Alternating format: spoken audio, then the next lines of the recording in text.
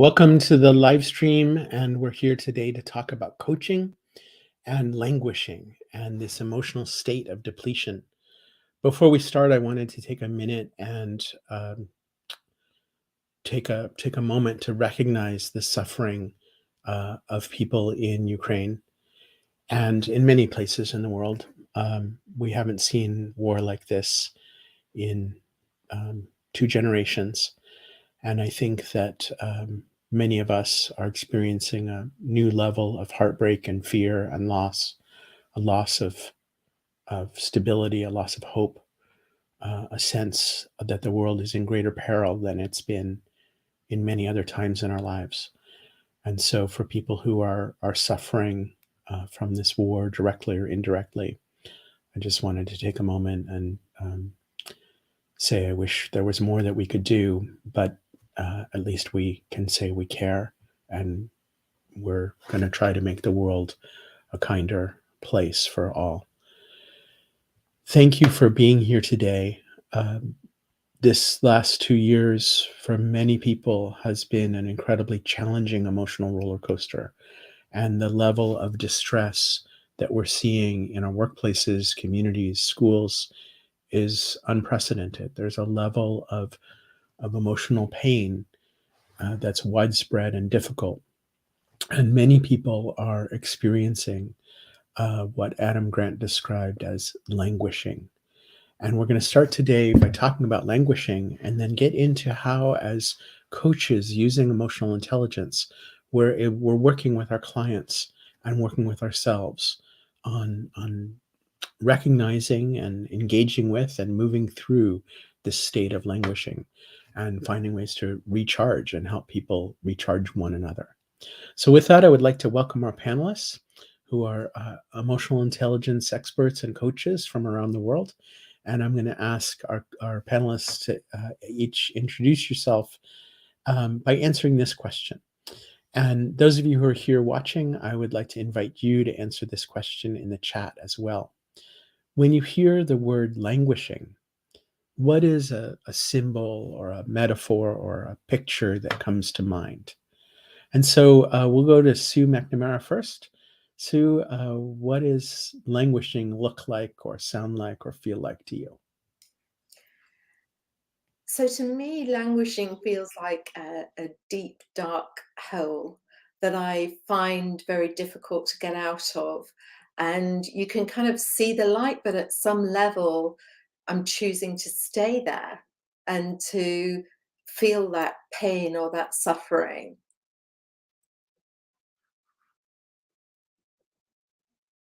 Thank you. And Skye, how about you? So, Josh, the image that immediately came to mind was, I have these plants and things behind me, and sometimes I forget to water them. And it's just they're sort of crumpled and depleted. And, I think of that in terms of my energy and my engagement when I might be in that languishing period, or when I think about languishing. And it's sort of just I guess the eternal optimist in me thinks of it as being poised for water, poised for something that will help perk it back up again. So that's the image that comes to mind for me. I'm glad your plants have got water today.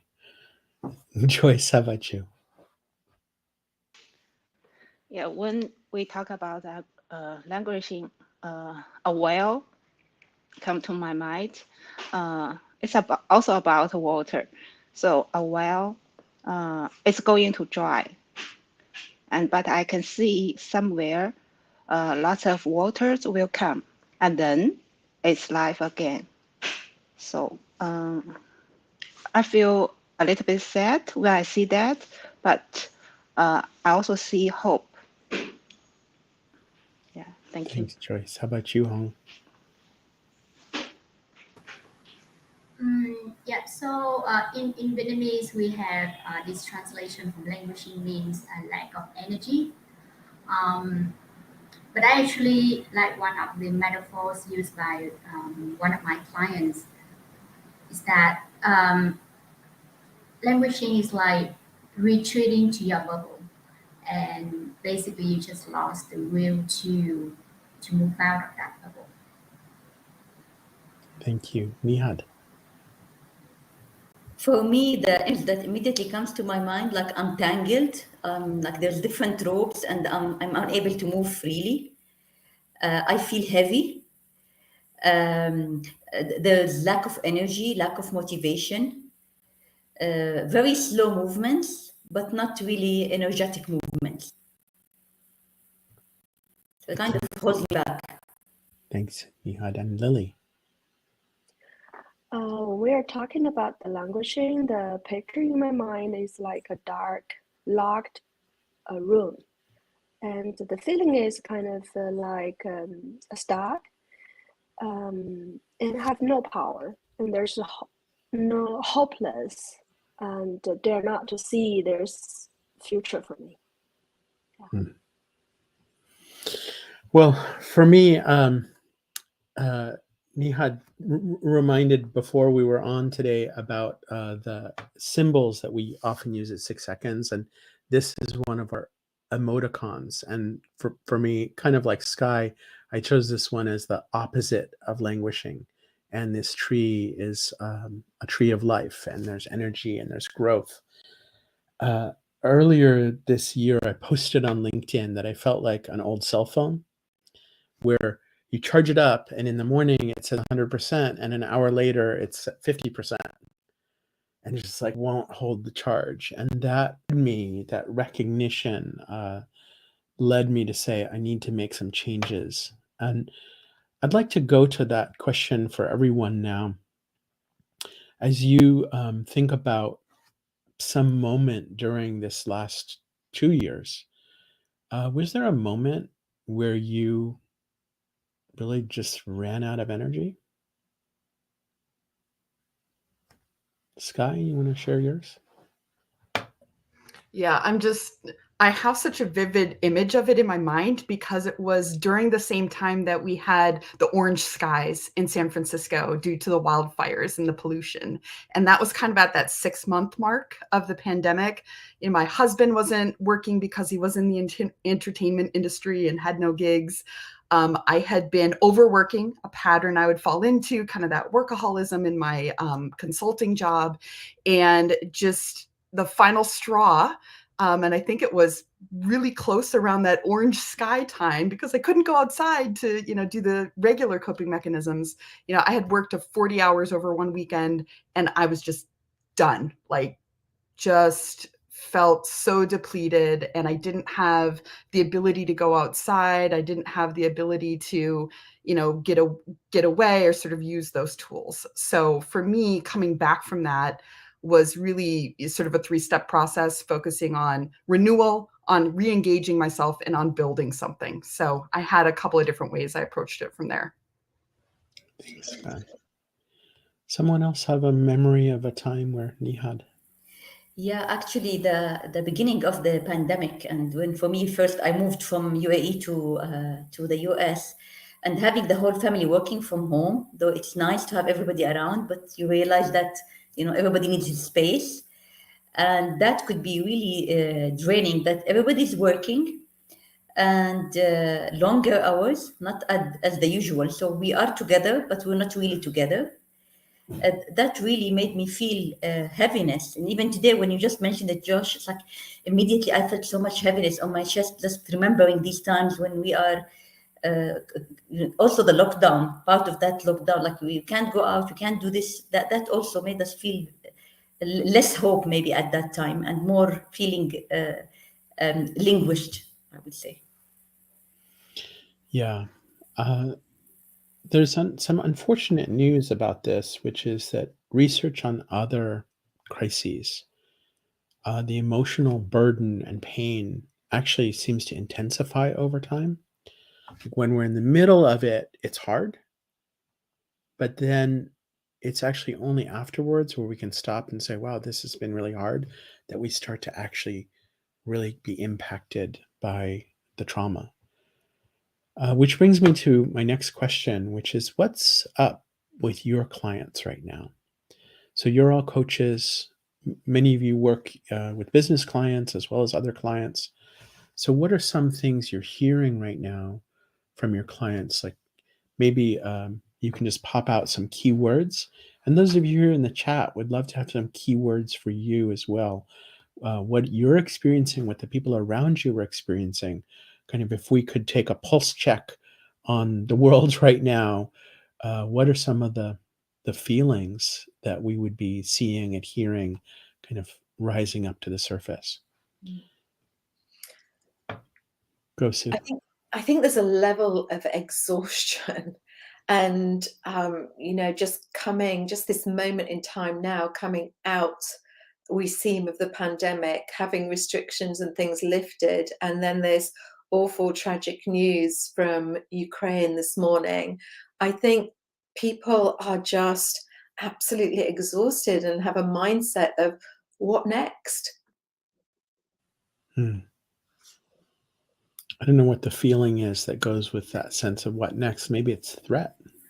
Yeah, I think threat, hopelessness, fear, anxiety, and it is with that combination. I'm seeing people exhausted and running out of options. Someone else, what are you hearing from your clients? Go ahead, Skye. I think it's also just that almost feeling numb. So things that used to light you up in the past, maybe don't light you up anymore, or maybe they light you up for a short time, but the effect isn't sustained. So it seems like it's harder to fill the cup that people have in terms of energy and optimism and, just thinking of how they can work toward their goals. So yeah, it's sort of this numbing around them. Yeah, and Denise, thank you. That anxiety, and out of control anxiety, it's just ramping, and this sense of crisis. Kaltuma, thank you. And Sonia has some more words. The disengaged piece, I think, is particularly interesting in our corporate work. The Great Resignation. I think a lot of people are like, it's hard to like reconnect with going back to work when it doesn't feel somehow fulfilling. Nihad, what thought about There that? is the word that keeps coming in a lot of coaching from leaders: drained and overwhelmed. Because working from home ended up to be working double the time, less family time, and less me time. I relate to that. I certainly early in the pandemic, I was just working 18 hours a day every single day, just trying to hold things together. As I said earlier, I did hit this point for myself, and I said, okay, I need to make some change. So in the face of these feelings, first of all, I just want to reiterate for everyone, these aren't negative feelings. They're very hard. They're very painful, but at 6 seconds, we don't believe there's such a thing as negative feelings. And I'm wondering if anyone of you has a thought about that. It's so hard to look at words like lost and helpless,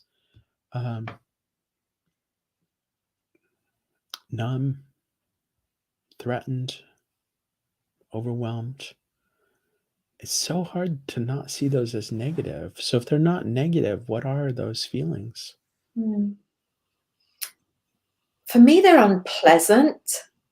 I don't like to stay there too long, and they're actually a really valuable message for me to pay attention to them, because they give me a real clue that something has to change. I need to do something different. Maybe think of something different. What's another way? But they're certainly very, very valuable, because if I ignored them, I would find myself remaining in those emotions and escalating in those emotions almost too. Well, several of you in the metaphors at the beginning talked about a locked room, being tangled in ropes. And I appreciate this idea, Sue. Like, okay, this is telling me I need to make a change. And yet, when we're in that state, It's very, very challenging, and almost that metaphor that I described of being in this hole, it's like soil, soft soil or sand, where you want to climb out of it, and it's unpleasant there, and you want to get out, but it's almost as if when you're grabbing for the side, the soil's crumbling away, and you might go up two and then back down one and up two. So that in itself is really hard. So yeah, the theory is easy, but that climb back up is really challenging. Yeah, Sue, I think that's really interesting when we think about that climb back up or out of that. I'm curious to hear from those of you, because I know we've got representation from around the world. I've had a lot of clients that aren't tapping into the support structures or the things that they could be using to get out of that sand or out of that. It's like they've forgotten, or they figure everybody else is going through things too, so I don't want to add one more thing to their plate. And I'm just curious if you all are seeing that as well. Mm-hmm. Yeah, Joyce, you mentioned this the other day when we were talking about things are quite different in China than in many places in the world because of the zero COVID policy. What's the kind of state you're seeing of how this is happening in China? Yeah, in China, we nearly in normal life. We go to office every day. We go everywhere. Although some few cases happen, but we can see as same as normal. But still, people are facing lots of challenge.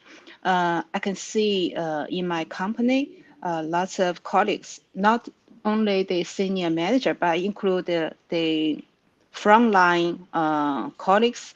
They are facing lots of challenge because we are facing the change of environment, such as supply chain, logistic, orders, and everyone has to handle lots of things. They just happen suddenly. So lots of people said, I'm exhausted, I felt hopeless. I hope it's coming back really normal, but saves no time I can see. Yes, that's the situation.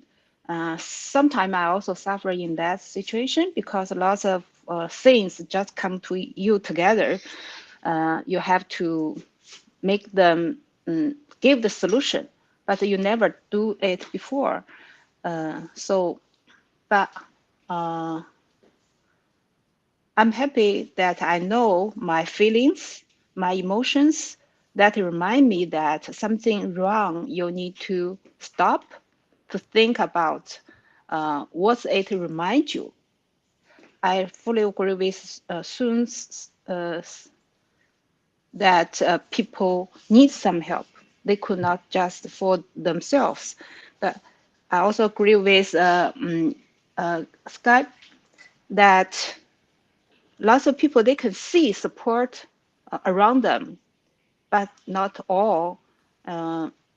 So just think about that, help yourself, and get support from others. Well, I think this piece about the combination of, you can see in this comment, of that emotional pain, but also isolation, right? And I think there's a piece of this that's internal, and there's a piece of this that's relational. And we know from a lot of research that one of the keys to having energy and feeling a sense of flourishing is strong connectedness. And we're in a time of a lot of disconnection. Nihad, you do a lot of coaching in the Middle East. I know you live now in Arizona. Are you kind of seeing differences between the people around you and the people you're working with across the world? To be honest, there is lots of similarities because people are people, I would say, and the feeling of being stuck, the uncertainty about what could happen, what might happen. It impacted definitely how people feel in the. I could feel that the goals that comes to a coaching session was a lot of it impacted by how they feel about their current situation, maybe their role, and the impact of the pandemic. As you said, maybe it impacted the performance of that organization. It could impact even their income because in some organizations they decreased, for example, salaries, or they changed their benefits. So people were not only feeling the drainage or the overwhelm of the work from home, as much as the impact of that on their financial and living standards as well. And to be honest, as a coach, one of the things that was, as a coach, I can't just come because I'm drained as well. I'm human, I'm vulnerable, I'm all of this. But in a session, it's like trying to always look at the peaks and the valleys. I can't be in the valley too long as a coach, and being able to help the client just see what is seeing the light out of whatever is happening. What is an opportunity out of that in terms of the time spent maybe with the family, maybe the new norms that we even created at home, like exercising or doing a home gym and trying to do something over Zoom. I did yoga, for example, at the beginning of the lockdown when the trainer was completely on Zoom and we were following the session with her. And it was not a norm before that, was so awkward. But during the pandemic and until now, I think it's like normal. If I can put it in front of me now, I don't have to go to be there physically. I can do it on my own. So there was some positivities maybe, and the new norms that I feel the clients started to create around that. I want to come back to this question about how we as coaches are working with our clients. But before, I just wanted to, I appreciate there are several fantastic answers in the chat to Shanur's question. So you all know I have strong opinions about this, so I could talk about it. But what, Hung, you want to share? What do you? I mean, let's just check. How many of you, before you started with your 6 seconds work, would have described these as negative?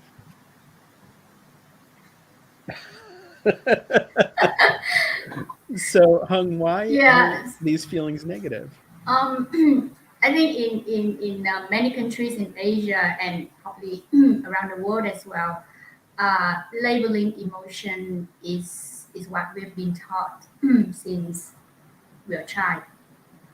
And for many business leaders in Asia, suppressing those negative emotions are considered one of the desirable traits in a leader. It's like how you need to control your anger or your resentment or your rage, etc. So it's interesting. I think if we as EQ coach can also work with our clients to look at those negative emotions in a non-judgmental way, and also to kind of like treat those emotions more as allies rather than enemies. So I think it's very interesting how you really can help clients starting to see those emotions as not really negative or positive, but more neutral. Yeah, and of course, when we're in that place of judging some feelings as negative, it's really hard to listen to them. And another little survey here, honesty time. When I think all of us over the last 2 years have had some moments where we've been stuck in that room and it feels like the door is locked. When you've been in that place, I'll just say for myself, I was judging myself. I was saying I shouldn't feel this way. Things aren't so bad for me. Like why am I reacting this way? Am I weak? And these judgmental voices came out. So how many of you are likewise with me that you were in that kind of place of self-judgment? So That's the cultural norm, right? Like, well, these are negative feelings and we shouldn't have them. And so when we have them, there's something wrong with us. Yeah, Josh, I work with a lot of scientists and engineers and people with that sort of scientific background. And I've found that when positioning emotions as data or as that additional information, there's something about that that clicks. And, we can dive in and examine a little bit more about what those feelings are telling us and what are the sort of actions and where are they sometimes serving us in a positive way. Or they're helping us toward a goal, or they're identifying, if we're angry because there's something in the way of what we're trying to achieve, and okay, let's work on that piece. So I think it also depends sometimes on the audience of who you're coaching and what are the metaphors or ways to position that exploration using language and sort of, I guess, analogies and metaphors that resonate with them. Lily, what about for you? I think, again, it's totally normal in China to see these certain kind of feelings as negative. What's happened for you as you've started to rethink these feelings? That's actually when I'm listening to like what you or others share the ideas, I'm thinking about that.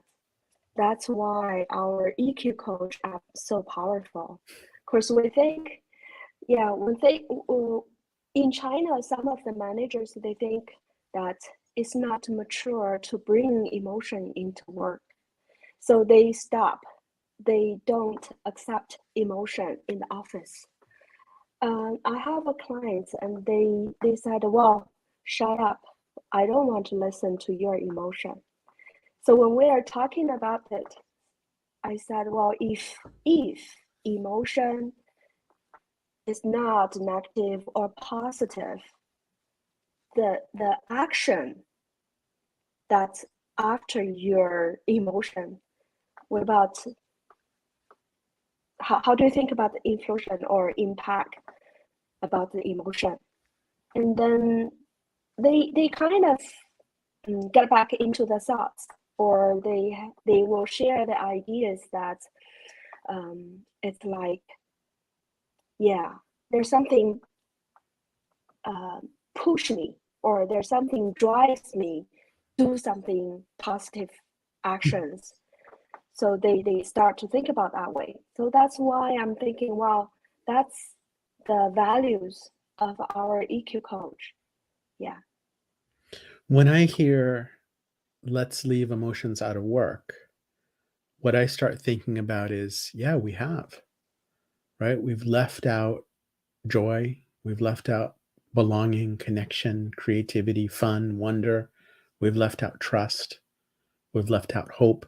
We've left out all these emotions out of work and said, just, come, just come and be a robot here. And then when things are really hard, like they are right now, a lot of people are saying, that's not how I want to live my life. I don't want to spend the majority of my day pretending not to be a person. So there's some big risks in leaving emotions out of it. That reminds me, Josh, of what 6 Seconds had, something that I remember until today from the first learning I had. Emotions drive people and people drive performance. So if we leave emotions out, we're leaving the human beings, and there's no businesses, there's no organizations without people. Yeah. I think it's really interesting, actually, Josh, as you were talking then, and you said, yeah, we're leaving all emotions out of the picture. I'm just looking in the chat here, and I can see Tina has said, these unpleasant feelings, the danger when we try to, yeah, thanks, Tom, avoid them is that we begin to get stuck. But then she said they begin to stack almost. So I'm really curious what people's experiences in the room here.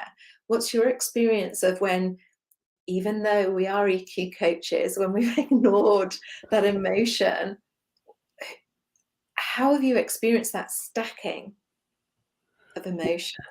I mean, one example is what I said before about like, oh, I'm really exhausted, and now I think there's something wrong with me for being exhausted. Mm. Right. And now I feel helpless because there's something wrong with me and I'm exhausted. Mm-hmm. And now I'm angry with myself. Yeah. And everyone else. Not you. Exactly. So your comment also made me think a little bit about the contagion of emotions as well, because because I work with a lot of teams, and you see the emotions of one person, how they cascade and rub off on others, and by not expressing them, people still feel them. So you might not be doing that, but their behaviors still reflect those emotions of frustration and anger, and people are short and pithy with each other, and that really impacts team dynamics. And I've seen some great examples where a leader, just by acknowledging, her vulnerability, for instance, and the things she was going through, opened up a whole conversation and an allowance of that kind of emotion for the team to better connect and support each other. So, for those of you who are just joining, we are talking about languishing and our work as coaches and as emotional intelligence coaches. And we've been talking about how we can think about feelings like being stuck and helpless and hopeless and numb and exhausted as something other than negative. And Sue brought up the point that these kinds of feelings are messages. And I think one way of shifting that's been helpful to me is that the simple idea of, instead of this is happening to me, what if it's happening for me? What if this is a message for me? Then what? So I want to talk more about coaching. There are a lot of approaches to coaching that avoid emotions. They think they're afraid of emotions. Someone in the comments talked about that uh, in very intense experiences like George Floyd's murder, these big feelings come up, and then people become afraid of those feelings because we don't know what to do with them. We haven't practiced with these emotions. And in many approaches to coaching, there's a notion that we should push aside our own emotions. We should push aside our client's emotions. And if our client says, oh, I'm exhausted, we should say, oh, well, what's good about that? That doesn't sound good to me. So as coaches, when your client is expressing pain and is saying, I'm feeling this, all these words we talked about before, what do you do? Oh, let's practice. All right. So it has been such a long day today, and I'm feeling out of energy, and it kind of feels like every day I'm out of energy. Coaching, please. Josh, I could sense that it sounds there is heaviness when you're talking about your day. So I'm wondering, what other feelings are you experiencing now? Yeah, so acknowledging that feeling and inviting a question of looking more. Other thoughts, Skye? I just want to acknowledge what Denise said in the chat about the idea of holding space. I think that, I don't know about you all, but I assume when people come that they are emotionally exhausted, that their energy is low, and especially over the past 2 years. So we usually begin by, breathing exercise, or when they're expressing things, giving it a moment and being okay in the silence of that and what that brings up. I was just thinking about one of my coaching clients is really exhausted and keeps saying, oh, I need to keep going. And I think a big part of what I've been doing with this client is saying, okay, we can do that, but hold on, before we keep going, would you tell me just a little bit more about what's going on for you right now? Before we move past where you are, can we pause for a second? And I think that is I mean, I do it in a little bit of a playful way, but I think that's part of that holding space that Denise is talking about. Like, just let's slow down a little. Mm-hmm. Yeah, I'm just looking at what Prima has said in the chat as well. As a coach, we need to be aware of our own emotion when coaching others. And it can be really uncomfortable when somebody shares something that's incredibly painful to them. And if we're not taking care of our own emotional intelligence in that moment, it could be there's that reaction, oh yeah, let's just move on. Let's, ask the next question. Whereas as Denise said, that holding space, as Prima just said, paying attention to us. So it's almost something that we need to put at the front of our coaching as well, is taking care of our own emotional intelligence, so we can show up to hold space for other people within that too. Be comfortable with being uncomfortable. And really getting more practiced with, Mhm. as Nevine says, this pausing. Mm. Showing empathy as a coach, like letting it go and showing that we acknowledge that we feel their feelings, we understand what they are going through. We are also being human beings, even as coaches, we're not just robots. Yeah, I find when I can just verbalize and say, wow, what you just said, that is really hitting me hard. I imagine this is really hard for you. And so it opens the door wider. And kind of going back to what you said earlier about judging yourself, Josh, I think remaining out of judgment in terms of our clients as well, those preconceived ideas that we may have, is incredibly important as well. To, as Tina's saying in the chat here, to hold that quiet space so that they can hear their own voices, as Tina so eloquently said there. Yeah, the world is very noisy, and we're going, and especially in our workplace situations, I think there's very little time to hear ourselves and to hear our own feelings and to hear one another. One more thought about this. What do we do when our clients, Lily? I would like to say to my clients, if he would say like go, go, go, I would invite him to feel his body.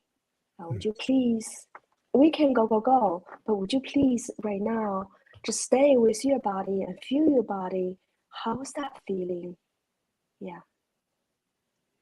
Yeah, and our physical selves give us clues. There's also something about when you notice how you're physically feeling, it does kind of slow you down and bring you into the present. We started with metaphors, and I think there's also something really rich in using metaphors. And it's not true for all clients, but I like asking clients, well, if you were going to describe this, what color, what shape, what would it sound like?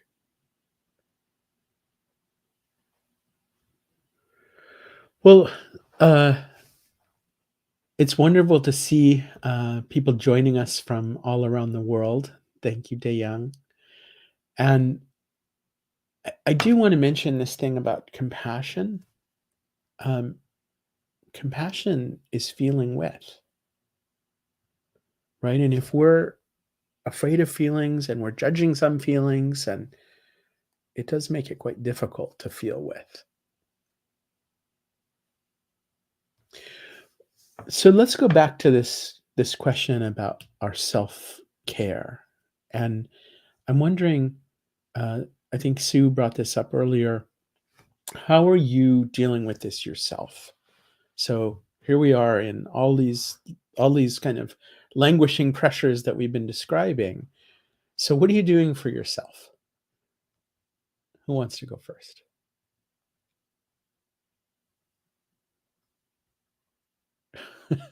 I hope you have some answers. I can go. Nothing. That's a really challenging question, Josh. Actually, personally, what I started building as a must-do is going to the gym. Working from home means I'm working more than I'm working in an office. And being a coach, I've been doing virtual work way before the pandemic, but now it has been even intensified. And I feel that if I put the gym, for example, as one of the things that I do daily, it completely boosts my mood, changes my energy, and my thinking around positive things and possibilities becomes by far much more than getting stuck with whatever things happening with me that day.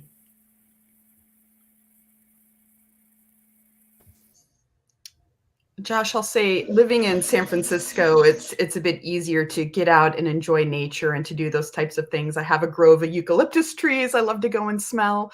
But the area of well-being I was feeling particularly deficient in was social well-being.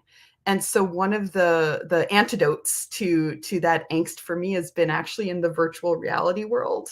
I have an Oculus and I go in there and I've been playing mini golf and exploring other areas with friends and family. And I have been shocked with how closely that has been able to emulate kind of playing mini golf with people in real life or walking on a beach with somebody in real life, and having that conversation and that sort of newness and excitement has helped to bring that social well-being back for me. So, confession time, I got an Oculus too. I'm a little hesitant about, this whole virtual world because I really wish we were better in the real world. But one of the people on our network, her name is Deborah Dell. She works with youth who are struggling with solvent addiction. And she was telling me how incredibly powerful it's been to work on addictions counseling with youth with Oculus, with these virtual reality headsets. And I was like, no way. And she said, get one and try it. I'll show you.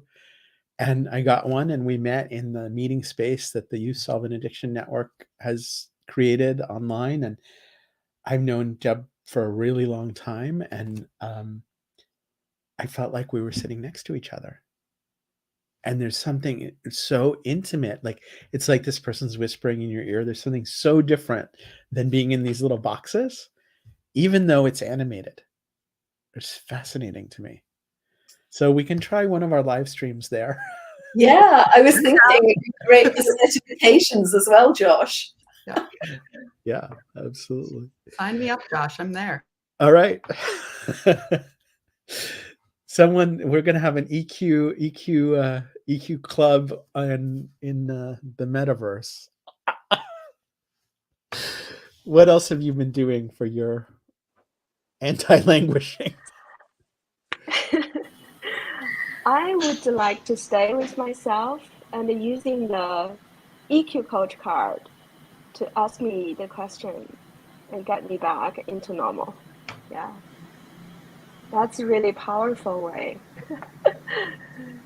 And I heard that a bunch of the EQ coaches in China have been doing a 10-day challenge with the coach cards. And I think this is such a cool idea. So Lily, did you or Joyce participate in the 10-day challenge? I'm leading the group, so we are. So yeah.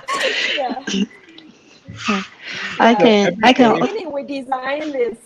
At the beginning, we designed this. We want the EQ coach participants practicing using the EQ coach card. But by the way, when we are catch going on that way, we found that the EQ coach card is really good for the coaches to practice the awareness of how the emotion help us. So it's really have an exciting way. I mean, we have a really good experience on that. Yeah. Thanks, Lily. I think Hung, we might need to try this in Asia Pacific too. Yeah, definitely. Okay, and because I see there are a bunch of our EQ coaches from Asia Pacific in the chat here, so if you're in the chat and you're an EQ coach in Asia Pacific and you want to sign up for the 10-day challenge, type in the chat now and Hung will contact you. It's the 10-day challenges every day for 10 days. You read any one of the EQ coach cards you want, you reflect on it, and you write your answer in a group chat. That's it. Sounds great. Sounds great. Well, I'll tell you one of my things that I did, which John Dodds, who also works for 6 Seconds, had gotten an e-bike, and he said it was really fun. And I don't know, I'm pretty overweight, and I live up on a hill, and the idea of biking, and so I decided to try it. And it's really fun to ride an e-bike because I can go up hills. So if I can ride an e-bike, you can ride an e-bike. All right. I wanted to share one more thing with everyone, which was we had a social media post the other day where we talked about the research on burnout, which is really related to what we're talking about. And unfortunately, my computer is being stubborn about sharing at the moment, so I probably can't share with you. But one of the things that was surprising is that what the research says is that burnout's really not about overwork. Burnout is really about emotional needs. And there's emotional needs about autonomy. There's emotional needs about reward and recognition, emotional needs about social support, or emotional needs about meaning and purpose. And we haven't really talked much about meaning and purpose today. And so I'm wondering, in your work as coaches using emotional intelligence, how do you connect the dots with meaning and purpose to help people in this time?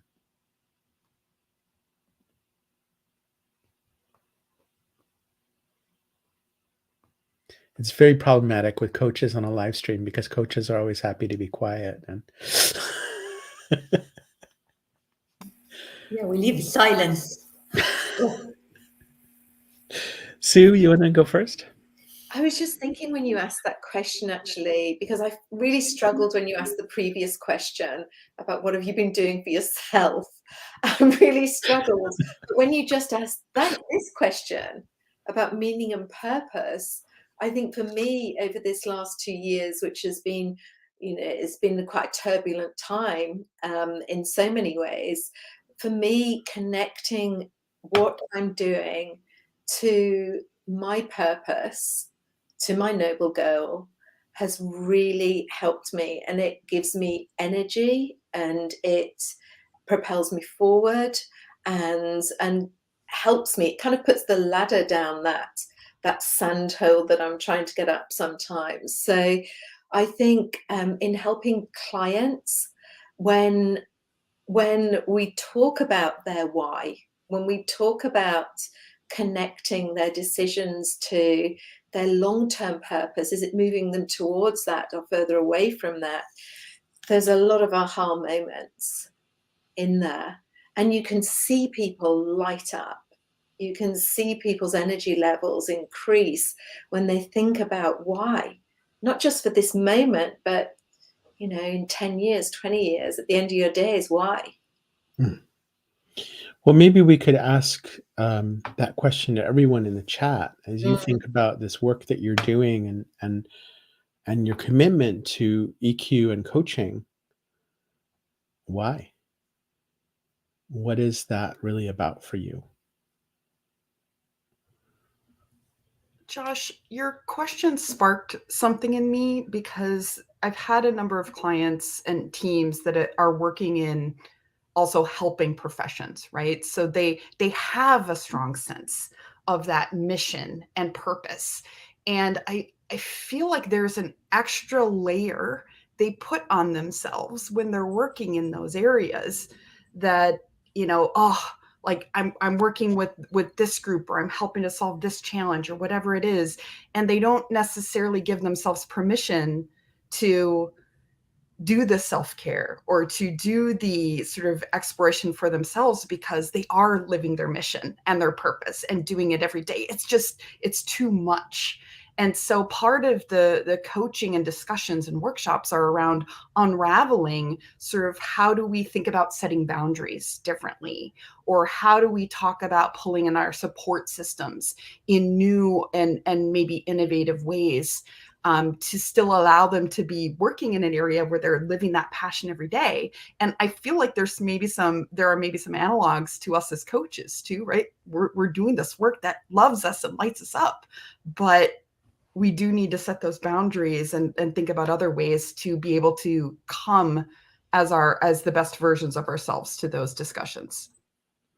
So in the 6 seconds model, we have this concept of pursuing noble goals. And sometimes that word pursue seems far away. Like pursue could mean chase after. But we mean something different when we say pursue noble goals. We're really talking about the here and now. And I wonder if this distinction between like, okay, I'm doing this for some external purpose that's long in the future, if that feels far away, whereas if we can find the connection to it here and now, that then it becomes fueling. Mm. And Skye, it was just really interesting as you were saying that. I think, again, many clients that are in those caring professions, where they're looking after other people or their focus is on others, I think connecting this purpose with themselves as well, how they do that for themselves is so incredibly important, because that piece is missing. And yeah, so if we can help them to do that, then I think that's really profound. Yeah. So like sometimes people will say, well, my noble goal is for others to find peace. And we'll often ask something like, well, what happens if you change it from others to people so you are also finding peace? And you see this expression on people's face like, I get to do that too. Yeah. Well, we're coming near the end of our hour, and so I would love to take a moment and just ask, what's something that you're taking away? And what did you learn today? And so those of you in the chat, I would love it if you would share yours. And those of you who are here in the panel, perhaps Lily, we could ask you to go first. What's something you're taking away from today? I feel connections. I feel that the EQ coach around the world are with me right now. Even though you cannot, like Josh, you cannot come into China having the EQCC courses here in Shanghai. But right now, this moment, I feel connections with everybody. Yeah, you're there with me. I'm not alone. Yeah. Thank you, Thank Lily. you. Sue, how about you? Yeah, very, very similar actually to Lily. I think, just looking at the chat and the wisdom within there and the wisdom within this room, I'm taking away more energy. Just as I'm about to go to bed at 1 a.m. in the morning, I'm feeling really energized now. My brain's going. So thanks everybody for that. Hung, how about you? Yeah, so I saw a lot of in the chat and people mentioning about connections, like connection to your purpose. Especially I relate to what Amanda said about the core values. And just want to highlight a little bit when we talk about finding meaning and purpose. I believe, Josh, what we said is not so much about finding as if it's something out there and you find it, but it's more about like creating the purpose for yourself. So in order for us to create that purpose, it's about connecting and re-examining what are our core values. Yeah, so that's what I get to take away from our panelists today as well. Thanks, Hung. And how about you, Nihad? Just like everybody else, it's like inspiring and it's really energizing being in such an amazing group, and the ideas and the insights from the chatting and also from everyone really puts me on. And like when we say you having superpowers, and that's, languishing will happen, but for us, how to deal with it when it comes our way. Yeah. It is a superpower to connect with wonderful EQ coaches from all over the world. Skye, how about you? Instantly, a quote came to mind from Albert Schweitzer, a person that I respect and have thought a lot about. And I want to read it so that I get it right. It's, "At times, our own light goes out and is rekindled by the spark from another person. Each of us has cause to think with deep gratitude of those who have lighted the flame within us." And that's how I feel walking out of this, that the flame's maybe getting a little dim, and now it's flaming. So thank you, everyone. Thanks, Skye. And Joyce. Yeah, I really like the superpower because I believe EQ coach is superpower to support people in this specific pandemic period. And I'm really glad that I heard others' strong endorsement. I believe EQ coach will support people to transfer every emotions as a resource of ourselves support. We are going better life and successful career. Thank you, Joyce. Well, I think for me, I'm just reminded that when emotional challenges are bigger, we need more skills and we need more support.